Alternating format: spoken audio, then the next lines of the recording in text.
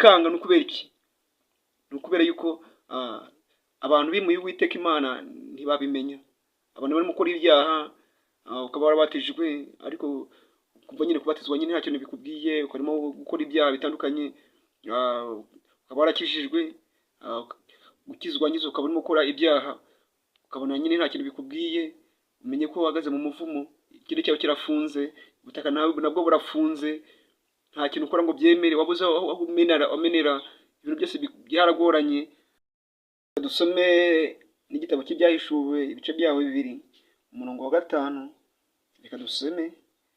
Nuko ibuka aho wavuye ukagwa, wihane ukore imirimo nk'iya mbere, kuko nutabikora nzaza aho uri, nkure igitereko cy'itabaza cyawe ahacyo nutihana. Akire neza ijambo ry'Imana. Rero bene data, igisubizo ni icyo ngicyo. Nukibuka nyine aho waguye, kongera ukihana, kongera ukagarukira Uwiteka Imana yacu, kongera akakugirira ibambe, akakugira neza.